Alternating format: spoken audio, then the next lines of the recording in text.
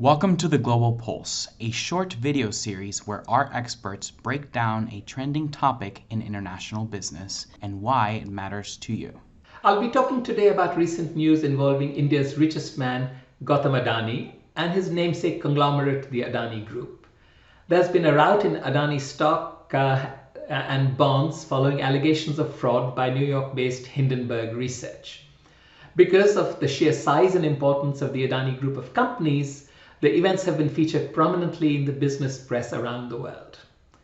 Although the events are taking place half a world away, they're interesting for what they tell us about Indian business, about corporate governance in India, and the like. So first, who's Gautam Adani? He's one of the world's richest persons with a net worth that at one time exceeded $120 billion. He was once second on the list of the world's richest persons. And now, after recent events, his fortune is less than 90 billion, which still leaves him at 8th on the Forbes list. Adani comes from a middle-class family and dropped out of college to pursue his interest in business. He found initial success importing PVC into India, and since then his rise has been just meteoric, and especially so in recent years. He's also reputed to have close ties with India's Prime Minister, Mr. Narendra Modi. The Adani Group of companies are mostly into commodities such as cement and infrastructure such as ports and airports. So we have Adani Enterprises, Adani Ports, Adani Power, Adani Wilmar, which is mostly food processing, Adani Green Energy, Ambuja Cement, and so on. So it's a very long list. Adani runs the major port of Mundra in Gujarat and is India's biggest airport operator. For instance, they have more than a 70% stake in Mumbai Airport.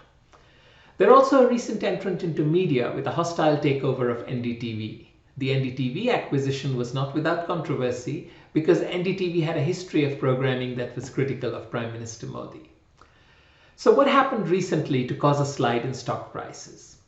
The Adani Group was all set for an FPO, a further public offering, when Hindenburg Research issued their report with the title, Adani Group, How the World's Third Richest Man is Pulling the Largest Con in Corporate History.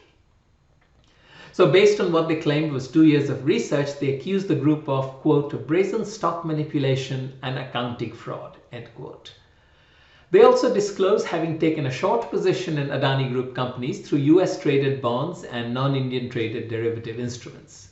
In short, they would profit from a fall in the price of Adani stocks and bonds.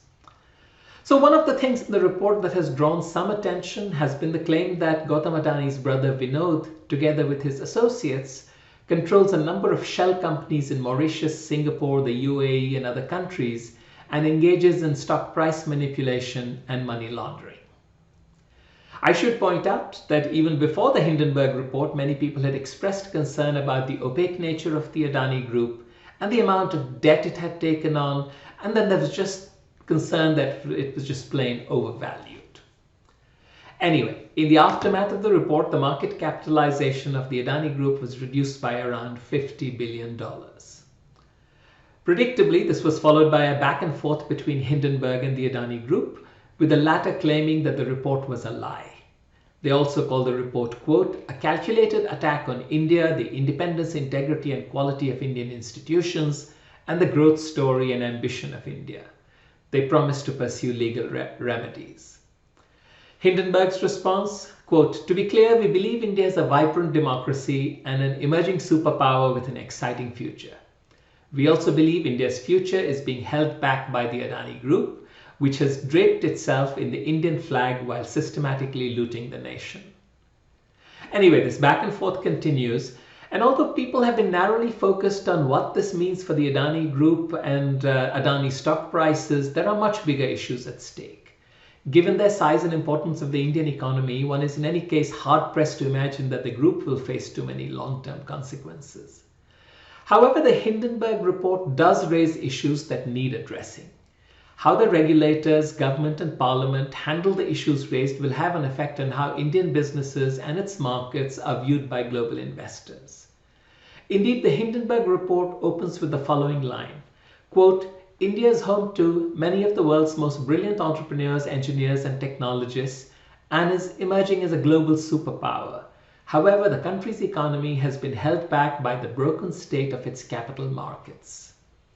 They point to a climate of stifled expression which has allowed corporate fraud to go unchecked. So in this instance, a transparent, even-handed and fair disposition of the issues raised in this report, wherever the facts may lead, would do much to restore faith and instill confidence in India's capital markets.